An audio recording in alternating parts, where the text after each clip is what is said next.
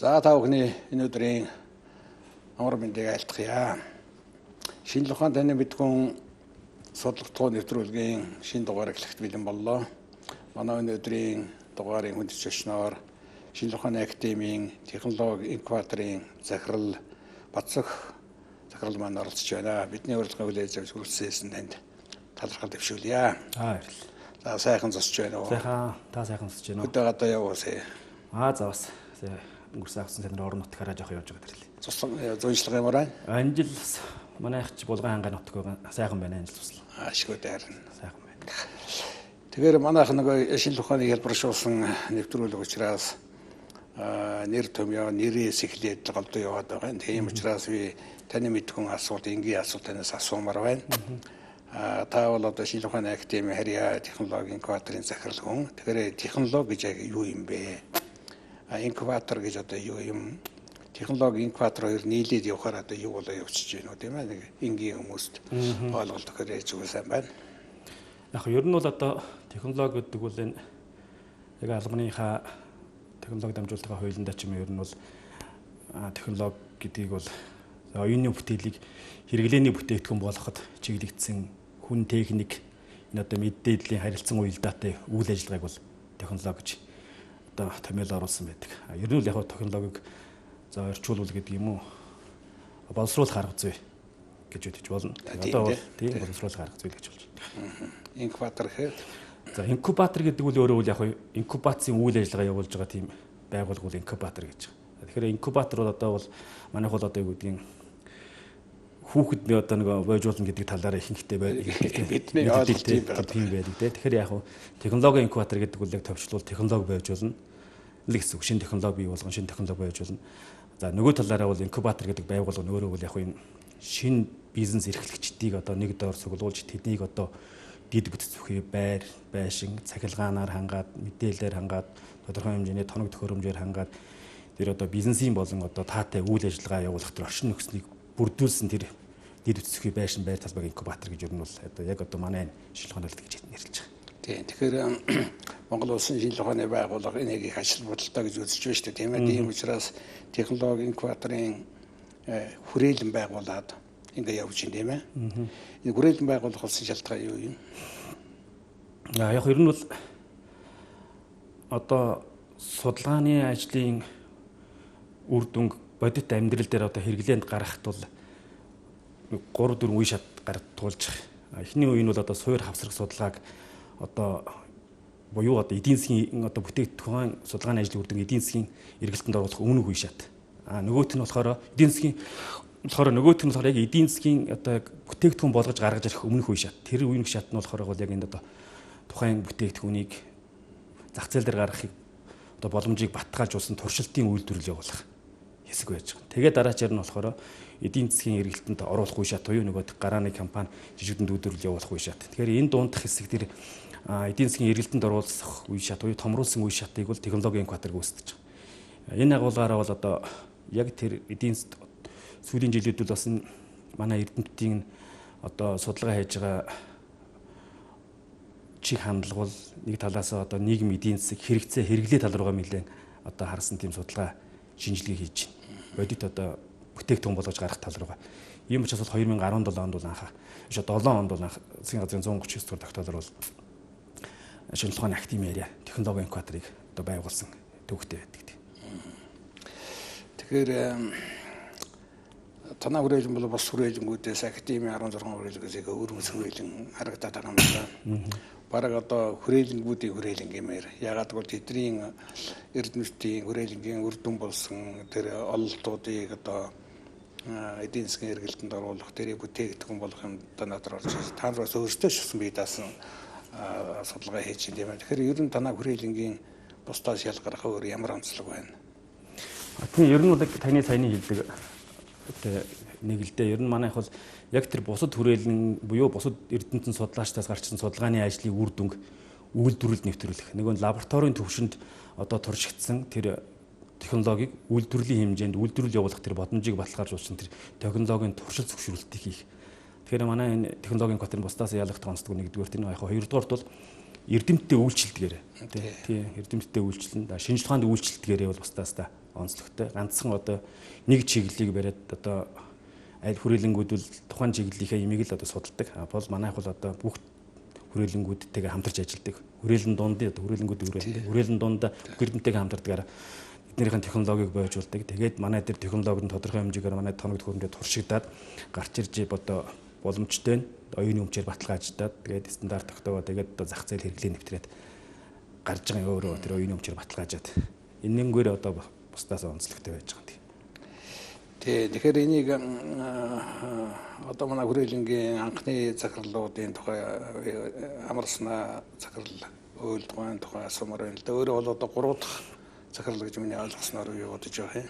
Тийм 2007 оны засгийн газрын тогтоороод анхны одоо технологийн квадрын захирлаар бол академич амар сайхан ажиллаж байсан.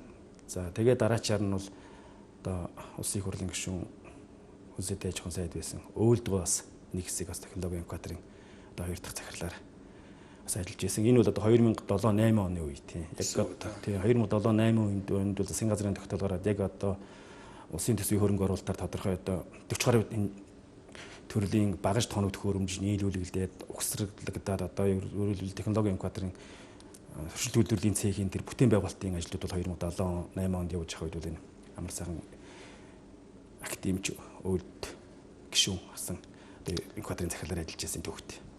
Тэгэхээр одоо түүх бичгдэж байна шүү дээ.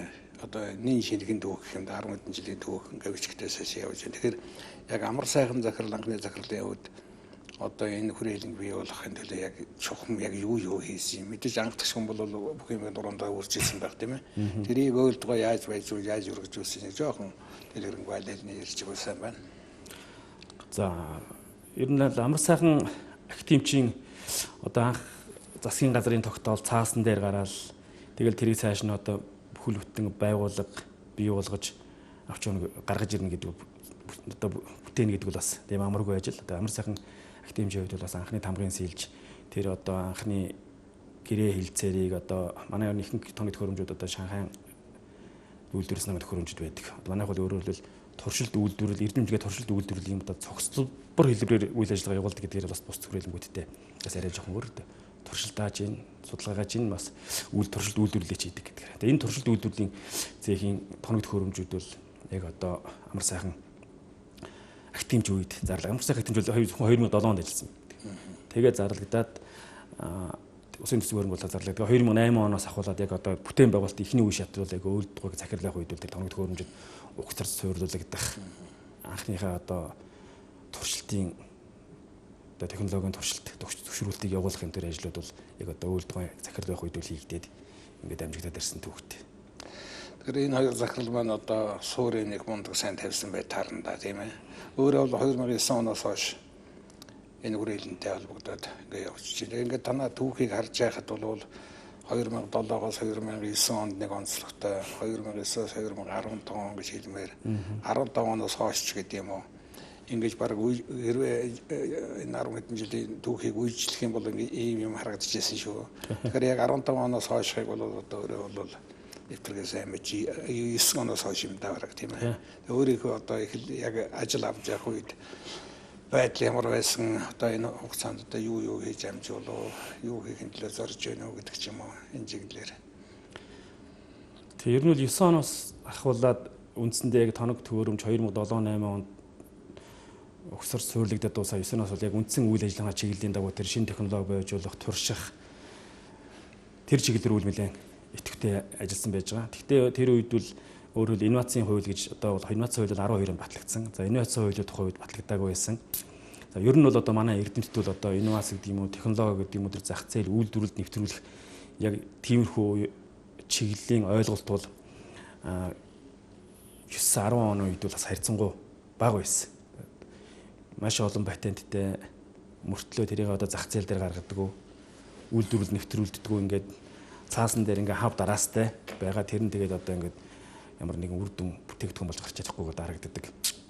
Тийм зүйлүүд байсан л да одоотой харьцуулахад бол тэгээд тэрнээс хойш бол 12 онд анх инновацийн тухай хууль гарч ирээд одоо бас 10 жил болчлоо. Тэрнээс хойш одоо харьцангуйгаар одоо инновац хөгжиж байна. Инновацийн хөгжүүлэлт энэ технологи энэ эрх зүйн байдлын тухай тодорхой хууль дүрм журмууд ч гэсэн гараад явж байна. За 9 оноос 15 онд бол яг ер нь тэгээд 10, 11, 12 гээд инновацийн хууль батлагдаад энэ хугацаанд бол манайхан бас ер нь өөрсдөө ихтэй сургуулиудтай, бусад эрдэнэ механикийн байгууллагуудтай, шинжилгээ ухааны академийн харьяа хүрээлэн төвүүдтэй хамтраад бол нэг 30 гаруй технологиг бол бид нэг туршил зөвшөөрөлт хийсэн байж байгаа. Тийм. Тэгээд тэрнээс гадна бас өөрсдөө технологи инкубатор би өөрсдөө бас санаачлаад энэ нь л яг өнгөрсөн хугацаанд бид 30 гаруй технологиг бас боловсруулсан. За тэрний одоо бол нэг 10 гаруй технологи нь бол өнөөдрийн байдлаар бас зах зээл дээр хэрэглээнд нэвтрээд ингээд явж байгаа юм. Тэгэхээр энэ технологийн инкубаторын хүрээлэнгийн яг өнөөгийн байдал ямар байна вэ? Ямар бүтцтэй хэдэн үнэтэй ажиллаж байна уу, тийм ээ? Ямар дотор зохион байгуулалт байдгийг хүрээлэнгийнхаа тухай нэг жоохон товчхон. Тэгээ ер нь бол манай инкубаторын үндсэн үйл ажиллагааны чиглэл нь ер нь бол эрдэмтэн судлаачдын тэр судалгааны ажлын үр дүнг үйлдвэрлэлд нэвтрүүлэх, зах зээл дээр гарах шинэ технологи байжуулах гэдэг. Тэгээд технологийн туршилт зөвшөөрлтийг гадны дэвшил технологиг бас нутагшуулах. Тэгээд одоо шинжилгээ ухааны технологиос суурилсан одоо бизнесийг хөгжүүлэх үндсэн яг одоо ийм зорилготой ажиллаж байгаа. Тэгээд шинэ технологиудаа байжуулна. Тэгээд сая одоо бид засгийн газрын тогтоолын дагуу 22 оны 2 сард бол манайх шинжилгээ ухааны академийн тэргүүлэгчтэй уурлаар бас шинжилгээ ухааны академийн бүтцийг бас шинжилэн батлуулсан. За энэ дээр бол технологи хөгжүүлэлтийн салбар гэдэг. Одоо манайх бол гол юм бол одоо технологи хөгжүүл, технологи байжуулах чиглэл рүү бас нэлээд явж байгаа шинэ технологи. Нөгөө талаараа бүтцийн хувьд л нөгөө өнгөрсөн хугацаанд бид нэр зөвхөн инкубатор өөрсдөө ихэд бие дагаад 30 гаруй технологиг боловсруулад энэ технологиуд бол байгаль орчны чиглэлээр, хөдөө аж ахуйн чиглэлээр, байгаль орчны бохирдлын чиглэлээр, хөдөө аж ахуйн чиглэл, за ийм ургамал жимс хингээд Монгол орныхоо одоо нөөц баялагт тулгуурласан. Тэдгээрт одоо мэдлэг шингэсэн тийм бүтээгдэхүүн чиглэл рүүгээ одоо нэлээд их хэдэн технологи гараад ирсэн. За энэ 30 гаруй технологийн 10 гаруй технологид хэрэглээнд нэвтрүүлсэн гэж хэлсэн. Энэ бол нэг талаараа бол бас их тоо жимшиг нөгөө талаар бол харьцангуй багтаа жимшиг. Энэ бол та зүрөнд хэлээ. Ер нь шинжилгээ ухааны суурь судалгааны тодорхой судалгаа бол хэрэглээний нэвтрээд технологи болон гартлаа бол бас маш их хэмжээний цаг зав тэг хөрөнгө хүч ордог ийм ажил байж байгаа. Тэгээ энэ технологиудаа бид нэр зах зээл дээр гаргахын тулд бас сая бүтцтэй бол бид нэр бол технологи дамжуулалт, бизнес хөгжүүлэлтийн салбар гэдэг манай хоёр салбартай. Тэгээд аж ахуйн менежментийн алба гэдэг ингээд хоёр салбар нэг албатайгаар бас ингээд үйл ажиллагаа явуулж байгаа. Тэгээ манайх бол ер нь үндсэн одоо ажилчид бол нөгөө эрдэмтдтэй үйлчлдэг учраас тэр туршилт үйлдвэрлэл явуулах тоног хөрөмжийг ажилуулах механик инженер, электроник инженер, автоматын инженер гэдэг нөгөө талаараа химийн технологич, биотехнологич, микробиологч ингээд энэ мэрэгжлийн хүмүүс ихэнх нь даван мungайлсан хүмүүс нөгөө эрдэмтдээ ирэхээр яг төрөл өөр чиглэлийн одоо судалгааны ажил үйл ирж байгаа. Химийн хүрээлэнгээс нэг өөр судалгааны ажил, ер нь биологийн хүрээлэнгээс нэг өөр, физик хүрээлэнгээс нэг өөр, ботаник хүрээлэнгээс нэг өөр судалгааны ажил ер нь туршилтууд ер нь тэр бол одоо яг манай өнөөдрийн төвшөнд байгаа тоног төхөөрөмжийн хязгаарлалт байдал тулгуурлаад тэгэл бид нэр яг тэр технологиг бойжуулах, турших энэ ажлыг хийгээ явж байгаа. Яг хэдэн үнэтэй вэ? Манайхаа одоо гэрээтэй ажилчинтайгаа нэг 20 орчим үнэтэй л ажиллаж байгаа. Дэндүү зөвхөн байна. Тий, ер нь бол одоо харьцангуй зөвхөн. Ер нь тэр одоо хүний нөөцийн юу хэр байдгийг одоо чадвах одоо нөөц нь одоо дараагийн одоо бэлтгэж байгаа хүмүүс. Ер нь одоо яг гол толгомдоод байгаа асуудлуудын нэг бол наадах чинь болж байгаа. Одоо инновацийн шинэ технологи, шинжилгээ ухааны технологийн парк гэдэг юм уу одоо энэ юмнууд бол Монгол оронд бол харьцангуй сүүлийн үед ингээд хөгжөөд гараад ирээд явж байна. Энэ дээр бол гол юм бол нэгдүгээрт бол одоо хууль эрх зүйтэй, дүрм журамтай холбоотой юмнууд байна. Төр шинжилгээ ухааны хувийн хөгжлийн хоорондын уялдаа холбоотой асуудлууд байна. Тэгээд саяны таны хэлдэг хүний нөөцтэй холбоотой, боловсон хүчинтэй холбоотой асуудал байна. Тэгээд ер нь төрөөс байгуул одоо өгч байгаа тодорхой хэмжээний санхүүжилттэй, тэр чадварчуулах санхүүжилттэй холбоотой асуудлууд байна. Тэр сүүлийн жилүүд бол яг нь бас өндөр хөгжилтэй хятадын өндөр технологийн паркч гэдэг юм уу, 51 ч гэдэг юм уу, ийм газруудтай бас хамтын үйл ажиллагаа өрнүүлэх, туршлага судлах, тэнд бас тодорхой хэмжээний мэрэгчлэлтэн бэлтгэх чиглэл рүү бол одоо ажиллаж байна. Цааш ч гэсэн бас энэ чиглэл рүү нэлээд төрөлцөх ажиллах. Одоо өнгөрсөн 7 хоногт ихэл аж үйлдвэрийн паркийн тухай хууль батлагдлаа. Удахгүй одоо энэ намрын чуулганаар бол одоо энэ шинжилгээ ухааны технологийн паркийн эрх зүйн байдлын тухай хууль бас батлагдахаар одоо бас ажил хийх гараад ажиллаж байгаа. Тэгэхээр цаашд бол энэ тодорхой юм энэ чиглэлийн хуулиуд батгахчаар бол энэ чиглэлийн боловсон хүчин одоо мэрэгчлэлтийг бэлдэх тал руу бас нэлээд төрөлцөх анхаарч ажиллах байхаа гэж бодож байгаа. Ер нь бол яг сүүлийн жилүүдийн Тэгвэл да ялангуяа 21 онд бол манай боловсролын яамн дээр бол бас энэ бүтцийн асуудлаар бүтцийн идээд энэ инновацтай холбоотой гэдэг юм энэ шинжилгээ ухааны технологи инновацийн бодлого зохицуулалтын газартай болсон байж байгаа. Энэ бол бас одоо маш хэрэгтэй одоо шинжилгээ ухаанд бол. За тэгээд манай шинжилгээ ухааны академийн эрхлэгчдийн газрын харьяа бол шинжилгээ инновацийн хэлцтэй болсон. За манай ер нь ихэнх да ялангуяа байгалийн ухааны хүрээлэнгүүд шинжилгээ ухаан инновац хариуцсан мэрэгжилтэнтэй болсон.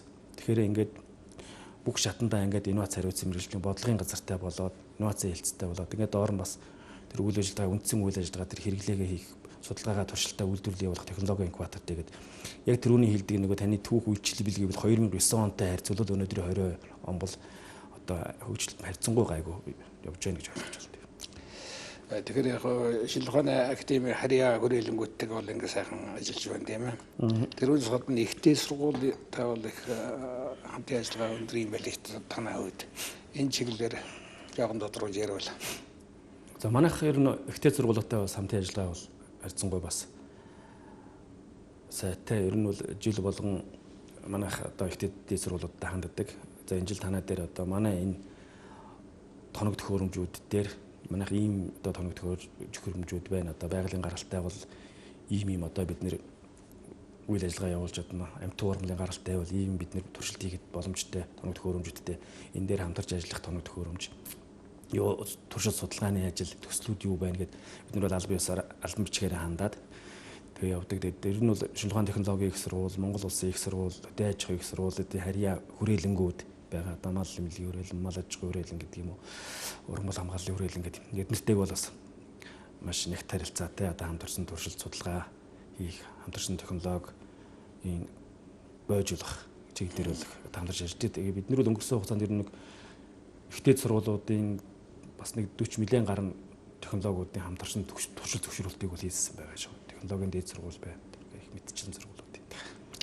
Тэр гадаадын дэвшилтэд технологиг нутагшуулах чиглэлээр нэлээд ажиллаж байгаа шиг байгаа юм. Танаа хүрээлэнгийн хувьд жишээлбэл Япон улс, Хятад, Герман, Орос улбаны улс ч гэдэг юм уу. Энэ дээр тодорхой сэдвт ажлуудыг тухай ярил.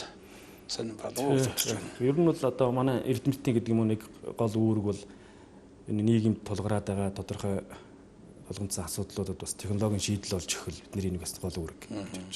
Тэр үүднээс бид нэгдүгээр өөрсдөө бол тодорхой технологиудыг бол туршилт судалгаар гаргаж ирэх хэрэгтэй. Нөгөө талаас бол бас ер нь бол технологи таваад тэр өндөрөөс гаргахад бол цаг зав сангахгүй өрхөд учраас тодорхой өндөр дэвшил технологи бол нутагшуулах бас илүү хялбар байдаг. Тэр агуулгаараа бид нэр бол бас одоо хятадын Буг хотын одоо газрын хуралмын хүрээлэн за Японы одоо Ямро гээд институт энтертэй бол бас нэлээд нэгт хамтын ажиллагаатай ажилладаг. Да ялангуяа байгаль орчны бохирдлын чиглэлээр бас бид нар бол тэр Японы Ямротой бол одоо 2009 оноос ахуулаад хөрс эрүүлжүүлэх за энэ цэвэрлэх байгууламжийн лагийг хоргоожүүлэх чиглэлүүдээр одоо бохир усыг цэвэршүүлэх гэдэг чиглэлүүдээр нэлээд их хамтын ажиллагаа хийж одоо бас тэндээс тодорхой хэмжээний технологи нутагшуулаад одоо Монголда бол бас үеийн жилүүдэл ажиллаж байна. Түрүүн та ярианд дуртай өнгөрлөө төр шинжилгээ ухаан хувийн хөвшлийн одоо энэ уялдаа холбоог одоо бидний анхаардаг гэж тийм ээ. Ялангуяа хувийн хөвшил талаас одоо үр дүндгээрээ хамтран ажиллаж байгаа одоо сэдвт ажлууд, бүтээлүүд юу байгаа бол тэг ер нь бол энэ тодорхой инкубац их гэдэг юм уу энэ тал дээр бол 3 талын оролцоо байгаа юм л да. Нэгдүгээрт бол бойжигч одоо бойжуулагч гэдэг нь одоо технологийн инкубатор юм уу, бизнес инкубатор юм уу, технологи дамжуулах энэ бол бойжуулагч. Бойжигч нь болохоор бол тэнд одоо тодорхой хэмжээгээр анган шатандаа явж байгаа тэр үйл ажиллагаа явуулах гэж байгаа хүмүүс байж байгаа. Нөгөө талаар бол хөрөнгө оруулагч. Хөрөнгө оруулагч нь болохоор бол эдлэмжлэгээний байгууллагууд, засгийн газрууд тэгээд хоёроо одоо бизнес тэ хувийн компаниуд тэнд тодорхой хэмжээний санхүүжилт өнтөр өгж байгаа. Тэгэхээр энэ нь бол одоо нэг нэгдлийн зангилаа байгаа юм л. Нэг талаасаа бол тодорхой технологиудаа эдийн засгийн эргэлтэнд оруулах сонирхолтой эрдэмтэн судлаачд, нөгөө талаасаа бол эдийн засгийн хувьд одоо хурдцтай хөгжих тийм одоо бизнес эрхлэгчдийн сонирхолтой. Мөн одоо үндэсний үйлдвэрлэлээ хөгжүүлэх төрийн бодлого, мөн одоо бага санхүүжилтээр одоо их ашиг олох тэр санхүүжилтийн бас бодлого гэдэг.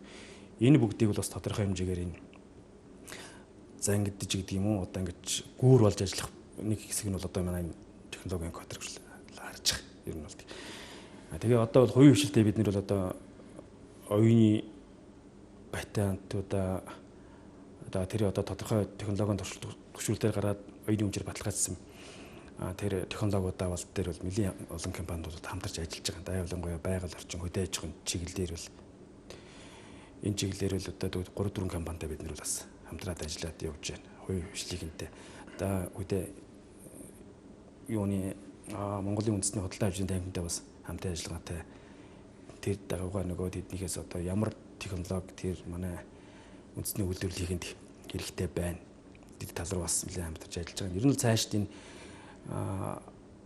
энийг үйл ажиллагаа хамтын ажиллагааг төвчүүлэхийн тулд бол бас тодорхой хэмжээний төрийн бас дэмжлэг байх шаардлагатай.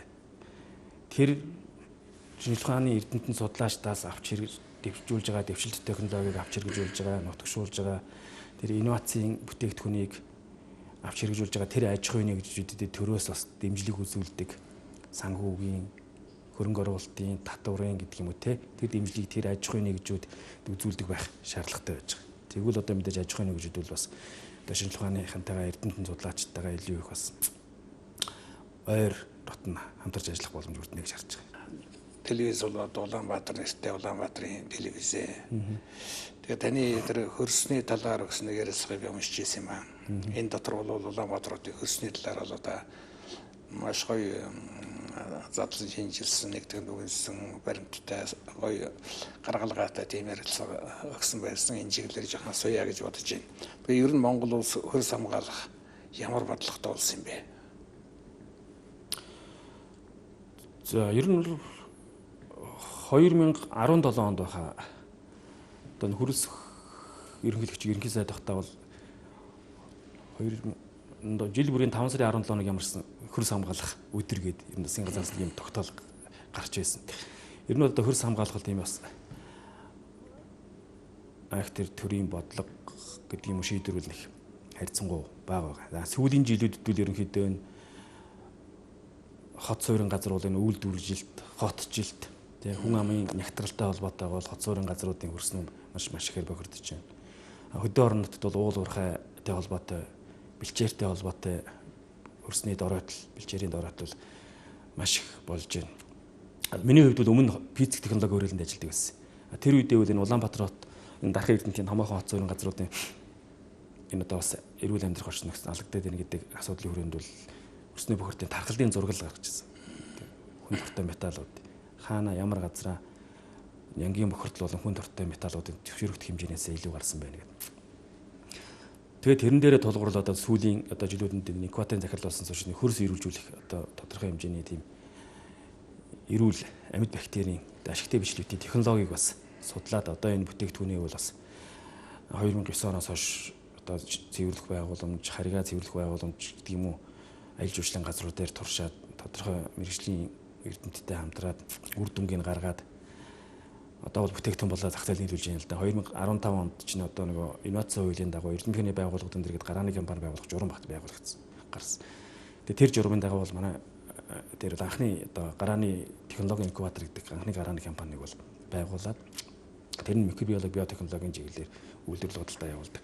Тэр компаниараа дамжуулаад одоо бол тэр хөрс ирүүлжүүлдэг, тэр лаг заадалдаг, лаг хоргожүүлдэг, хөрсний бохирдлыг зогсоодог тэр бүтээгдэхүүн амьд бактерийн бүтээгдэхүүн бол манайхан үйлдвэрлээд явж байгаа. Таны ярилцлаган дээр бол ингэж л байна л да. Ер нь хөрс хэрүүл бол одоо хүний амьдрах орчин хэрүүл байх юм аа. Одоо бид нар хотын утаал гэдэг утаанаас шайвалтай юм одоо хөрсний бохирдол байна шүү дээ. Улаанбаатар хот хөрсгөө болж газар шорооны бохирдолд нэрвэгдсэн гэсэн юм хэлсэн байл л да. Тэгэхээр бид нар ч бол нэр агаараа л илүү нөгөө өвөл болохоор тэр санаад л зун мартаал ингэ яваад байдаг болохоос хөрсөө нэг анхаард юм уу юу? Тийм ер нь бол агарын бохирдол өвөл бид нар анхаардаг таасаа хэлээ. Тийм хөрсний бохирдол бас жилийн 4 өдрөл агаар туслын замаар бас байнгын гэж эргэлтэнд ярьж байдаг. За наадсах нь л одоо зам болоод үер байх л тэр уул ингэр дээрээс манай Улаанбаатар хоттой гэхэд л одоо дандаа баруун хойно нөгөө хогийн цэгүүд нь гэр хороолн байдаг. Тэндээс үерийн замаар ингээл урсаал хотынхон төв рүү орж ирдэг. Тэр нь буцаад ууршаад одоо ингээл хүмүүсээ хордуулдаг тэ жижиг дөрүүлээд агаар туслын замаар. Ер нь Улаанбаатар хотын чинь бол одоо өнгө хөрс гэж ярьдаг шүү дээ. Одоо бол өнгө хөрс гэж байхгүй одоо шороо гэж байгаа л гэж. ярьж байгаа. Ер нь бол цаашд бол энэ одоо хөрс ирүүл бол хүнс ирүүл, хүнс ирүүл хүн одоо хүн ирүүл гэдэг ч юм уу. Эсвэл ер нь энэ хөрсний бохирдол цаашаа хүмүүхэн мэдж байгаа илүү их одоо нэвчүүл одоо гүний ус одоо бас бохирдох юм аюултай. Ер нь бол одоо энийг бол энэ харьцангуй гайгүй байгаа дээр нэвчих тэр доош гүний усраа нэвчих гайгүй байгаа дээр нь бол энэ хөрсний бохирдлыг үл яс тодорхой арга хэмжээ авч зогсоох хэрэгтэй л гэж бодож байгаа. Уг нь энэ төр засаг одоо Улаанбаатарын захиргаа хурлын байгууллага дээр бас тодорхой хэмжээний хууль эрх зүйн орчноо сайжруулах гал үзэл бол харагдах юм байна л да. Жишээлбэл одоо 2017 онд нийслэл иргэдийн хурлын тэргүүлэгчдийн тогтоолоор жил бүрийн 4-р сарын 27-ны өдрийг нийслэлийн хөрс хамгаалах өдөр болгон зарласан гэж. Тийм. Энийг одоо хүмүүс иргэд байна одоо мэдж гин үгүй юу? Засгийн газрын 17 оны тогтоолоор жил бүрийн 5-р сарын эхний 7 хоногийн хөрс хамгаалах үндэсний өдөр болгон тэмдэглэнэ гэдэг. Ингээд өөрхий нэг тийм анхаарлын төвлөрүүлэх хүмүүст нөгөө энэ хөрсийг одоо хамгаалах эч гэдэг юм уу тийм ээ. Энийг одоо ойлгох энүүний төлөө бас нэг амьд организм гэж ойлгох шахуу энэ ойлголт өгөх гэл ингээл ядаад байна шүү дээ. Гэтэ энийг одоо сурталчлах тал дээр одоо ямар байдаг юм бол одоо шинжлэх ухааны байгууллагууд энийг энэ өдрүүдэд яг юу хийх вэ? Тийм тодорхой ажлууд хийдэг юм байдаг болов уу? Яг ер нь сүүлийн жилүүд яг энэ одоо саяны таны хэлсэн өдрүүдээр бол эрдэм шинжилгээний хурлууд за тэгээд тодорхой нийслэлийн нэлээд үйл ажиллагаа бас зохион байгуулдаг л да. Тэгээд талбай дээгүүр одоо тэр хөрсний чиглэлээр ажилладаг нийт хувийн болон төрийн аж ахуйн нэгжүүдийн бас үзэсгэлэн худалдаа нэг бүтээгдэхүүн одоо зарах заавар зөвлөгөөх чиглэлээр дүүл явагддаг. Тэгэхдээ энэ бас нэг тийм яг одоо тухайн 2-3 өдрөө үйл ажиллагаа болчоод цаашд одоо яг амьдрал дээр хэрэглээ болж хэвшижүүл ерөөсөө явж ирэхгүй байгаад байгаа. Манай байгууллагын зүгээс ч гэсэн ер нь яг энэ дүүргүүд одоо хаанвал дүүргч юм баян зүрх баян гол гэл дүүргүүдтэй бид нэр бүтээгдэхүүнээ танилцуулаа бас тэднэрт одоо өөрсдөө энэ хөрс нэгдүгээр л ард иргэд энэ хөрсний бохирдлын хор уршиг бас маш сайн таниулах шаардлагатай. Энэ хөрсний бохирдлыг тий. Дээр нь одоо хөрс өөрөө эрүүл байвал тэр үл одоо юм уу тэр нойлчд одоо айлгын гэрээр болдвол нойлын одоо эрүүл байлгах тэр нойлоо үнэргүй одоо ариутан халдваргүйжүүлэх гэдэг ажлыг бол бас тогтмол өөрсдөө зөвхөн ард иргэд одоо төр засаг хараад явах ш өөрсдөө бас тэрийг эрүүл барих тал дээр анхаарч ажил дээр хөвчөж сурах хэрэгтэй байгаад. Тэгээ та бол ярилцлаганда одоо яг хөрстэй холбоотой энэ хайхрамжгүй шиг юм уу ийм бодлого нэг 40-50 жил үргэлжлэх юм бол Монгол улсад одоо бараг мал үйлчих газаргүй тариа дарах талбайгүй усан нүх хаваалсан шороо үлдэн шүү гэж Эрдэнэтийн хүний өөд их тийм анхааруулга хэлсэн байна л да тийм ээ. Тэгэхээр энэ дүгнтийг та юунаас болж хийж байгаа вэ? Тодорхой хугацаа хэлээд байна шүү дээ. Хагас 100 жилийн юм байна шүү гэж. Энэ яг бас яг энэ хөрс хамгаалах өдрөөр 2 жилийн өмнө хаа бас нэг томоохон энэ хөрсний бохирдлын чиглэлээр эрдэм шигэний хурал болсон. Энэ ганц миний хэлж байгаа дүгнэлт биш л дээ. Тийм. Тэгээд тэрэн дээр бол ерөнхийдөө энэ мэрэгжлийн энэ хөрсний чиглэлээр ажилдаг энэ чиглэлийн хүмүүсийн хэлж байгаа ерөнхий дүгнэлт. Энэ бол хүмүүх одоо туслаач хүмүүхний амнаас л ерөн цааш 50 10 жил ингээд ийм бүх хэмжээнд байвал ер нь бол утгагүй нэг уул уурхай ажиллах, газар тариаланж ажиллах, энэ мал авчихын бэлчээрж ажиллах, энэ хотжилт ажиллах энэ бол ус нөх овоолсон шороо хэрсэн зам болж үлдэх нь шүү гэдэг асуудал төрч яг одоо үнэхээр бодит байдлыг харагдаад байна шүү дээ тийм ээ. Тэгэхээр та нар маань л одоо ингээд эрдэм шинжилгээний ажлын үр дүн одоо дүгнэлт хийгээд ингэж сануулж явахгүй бол жирийн иргэд бид нар бол зөвхөн санаа зовхоос өөр юм байхгүй шалтгаан гаргалгаа юм бол дийлэн сайн мэдэхгүй шүү дээ тийм ээ. Тэгэхээр энийг үн цэнтэй байхаа гэж ингэж бодож байна. Өөр бас нэг сонирхож асуух юм бол таны бас нэг ярилцлага би уншижсэн юм аа. Ямааны хөөрөөс бол хүний биед одоо хамгийн сайн гэдгээр дэлхийн зах зээлд одоо хамгийн үн цэнтэй тооцогддог гэсэн ийм нэртэй ярилцлага байсан. Тэгэхээр одоо бид нар ч одоо хоньны сүү өдрөлөө гэж бодож байна шүү дээ тийм ээ. Гэтэл Ямааны хөөрөөс бол үнэхээр ямар одоо шин чанараар гэдэг юм уу ямар зүйлээрээ хамгийн их одоо хүний биеийн сайн бараг одоо эхийн эхийн сүү шиг хэмжээний үнэлэгдэх болсон юм бол доо энэ тал дээр судалгааны үр дүн юу гэдэг юм бол ер нь манай технологийн инкубатор бид нар бас өөрсдөө бас санаачлаад гэдэг юм уу ер нь тэр дөрөнд хэлсэн байгалийн нөөц энэ хөдөө аж ахуйн бас одоо гаралтай төвгүүд гэдэг юм энэ нөөцтэй тулгуурлаад тодорхой одоо мэдлэг шингэсэн энэ технологи бүтээгдэхүүнүүдийг бол гаргаж авах гэж зорио явж байгаа. Тэр нь сүүлийн жилүүдэд энэ хөдөө аж ахуйн чиглэлээр энэ малын тоо толгой бол харьцангуй өсөж байгаа. Тэр дундаа бол ямаан толгойн тоо толгой бол маш их өсөлттэй байгаа. ноолурт холбоотой. Ноолурттай холбоотой тийм. Гэтэл цаана сүүгээд агуу юм байж шүү дээ. Тэгээд ноолурттай холбоотой. Тэгээ бас энэ чинь бол ямааны тоо толгой өснө гэдэг нь ер нь малчд тэр сүргийн бүтц ч юм уу тэр бэлчээрийн даацд бол бас тэгж одоо бас тийм сөрөг нөлөөтэй байдаг тийм ээ. Бол одоо энэ жил хэд 26.5 сая ямаа тоолоос гэж баг одоо нийт 40% шухуу нийт Монголын мал ямаа байна тийм. Бидний үед одоо хонин сөрөг явж байгаа чинь 3-1 ямаа байдаг байсан шүү дээ. Сөргийн бүтц одоо 3-1 л байх хэрэгтэй юм байна. Одоо бол хармараа хэмжээд болсон байна шүү дээ. Тийм одоо бол бараг 40 байсны одоо эсрэг болсон юм шүү. 70 болсон юм шүү. 30 болсон юм шүү.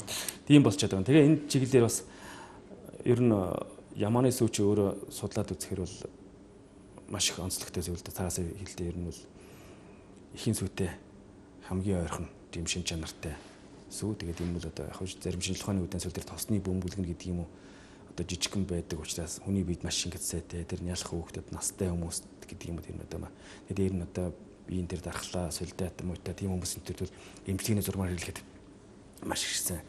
Нөгөө талаар нь бол энэ одоо хятад ч юм уу бид нар бас тэр ямааны хуураас өнтер зөндөл үзэжсэн л да.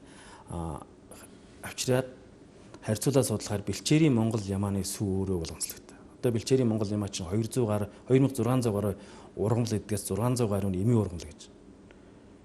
Тэгээд тэр сүүнд нь өөрөө шинжилгээхээр 200 гаруй төрлийн тийм аминд юм уур бас байдаг. Бэлчээрийн гэдэг эндээ бас Монгол ямаа юм бэлчээрийн гэдэгтэй бас нэлийн ямаач өөрөө тийм үнд сэргэлэн одоо юмны дандаа орой дээр нь явж байдаг түүж одоо иддэг адтай юм шүү тийм. Тэгээ манайх ч өөрсдөө манай оронч одоо тэр хүүхдийн нэмэлт хичээлийг бол гаднаас одоо маш өндөр үнээр маш их хэмжээгээр одоо импортлж оруулж ирж нийлүүлдэг. Тэгэхээр одоо тэрийг орлох хэмжээний энэ одоо юу бол боломжтой Монголд байна. Одоо тэр 26.5 сая ямааны чинь за 12 саяар нь хийлдэх гэж бодгаад одоо тоо бодвол хоёлоо тий. Тэрний нэг 6 сая энэ одоо саилда гэж одоо тэгээд өдөрт нь 200-аас 300 грамм нэг ямаанаас гардаг гэвэл нэг 45 хоногт бол одоо хоногийн хугацаанд ямаагаа саадаг гэж үзвэл жилд 100 орчим мянган тонн ямаанаас бол шингэн суу гарах бүрэн боломжтой. 50 орчим үеэс сайхан. Энэ бол одоо маш их хэмжээний байлаад байгаа. Одоо гадаад бол одоо бас энэ ямааны сүгч нь бол одоо хүнсний хаан гэж нэрлэдэг. Энэ дэлхийн бусад орнууд бол ямааны сүг бол маш ихээр одоо эмчилгээ болон бусад чиглэлээр их ашигладаг. Юм байна л тийм. Ер нь манайч одоо ямаагаа сайж энэ ялангуяа хангаа газар их ер нь сайж гаргах тухай юм ба штэ. Ер нь ямаагаа тийм үнэгээ сайхал болчихдог штэ. Гэтэл одоо олон улсын хоол ижилийн салбарт ямааны сүгч сүүний хаан гэдэг байдаг. Манайх бол одоо хаана ашигладаг. Тийм. Одоо бид нар ч бас туршилт хийх гээд одоо зарим бүтээгдэхүүнээ гаргах гэл ингээд явахаараа бол одоо эмнээний сүнээс нэг 2-3 дахин илүү өндөр үнээр захиалга өгчөөж бид нар чинь одоо ямааны сүгэ цуглуулж бүтээгдэхүүн гаргаж авч байгаа чинь манай технологийн инкубатор бол одоо хотоос ойрхон сумдуудтай.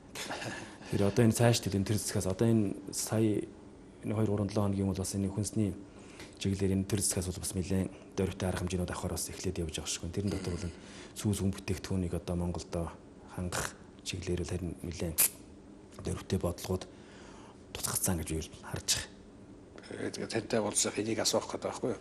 Ямаа зөвхөтөө ноолор гэж хараач. Яг сөргийн бүтцийг алдагдсан энэ нэмийг ноолороос илүү одоо тэр мах сүү чиглэлээр нь одоо харах хэрэгтэй мэн. Ялангуяа тэр одоо сүүний хаан гэж байгаа тэр ямааны сүү эхийн сүү орлох хэмжээний тийм нэрийн уураг байж явах тэрийг одоо ашиглах хэрэгтэй. Махын ч гэсэн ялгаагүй одоо хөгчүүд гэж ярьдаг шүү дээ. Хоньны махыг мах удах юм бол хор болно. Ямааны мах удвал ийм болно гэж. Тэгэхээр ч одоо мах сүү аль чиглэлээр одоо ноолор ашиг шинтэй малгаш тэгээд хоньны бүтц хоньны сүргийн бүтцтэй өөр болцсон тохиол тэрийг бас бид нар давуу тал болгож ашиглах нь зүйтэй байгаа гэдэг үүднээс хаад байна л да. Зөв. Тэгэхээр ер нь бол одоо би ч гэсэн бас тэр хэлж байгаа тэр ямаагаас саадаг болохын тулд одоо манайх чи юу гэдэг нь ноосон дээр ч гэдэг юм уу тодорхой хэмжээний янз бүрийн юм дээр урамшуул өгдөг болсон шүү дээ тийм. Энэ дээр одоо бас ямааны сүүч юм энэ дээр бас төрөсгөө жоохон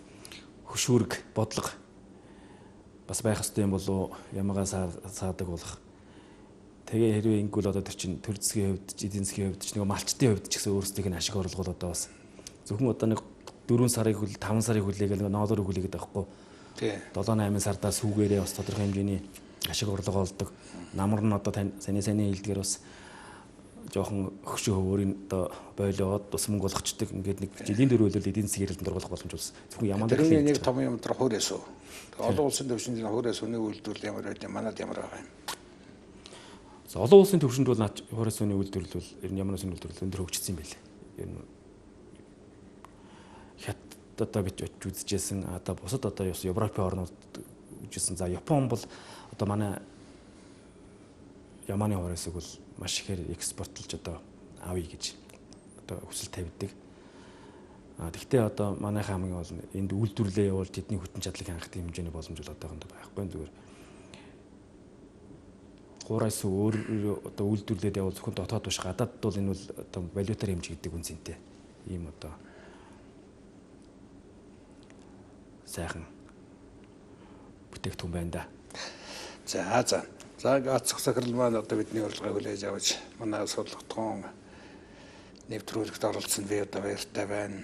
Энэ технологийн инкубаторын хүрээлэн болвол одоо сая нэг ямааны сүүний хаан гэдэг шиг энэ хүрээлэнгүүдийг бас нэлээд зангидсан их үүрэгтэй хөрмөцийн байгууллага юм байна. Тэгээд залуу сайхан захиралтай юм байна. Та бол одоо 2009 оноос хойш дагнаад энэ хүрээлэнд ажилласан учраас одоо туршлага өгөх юм одоо хөрөнгөлөгдсөн байхаа гэж ингэж бодож байна. Зүгээр нэг жоохон харамсмаар юм бол хүн дэнд үзөөхөн санаа харагдлаа.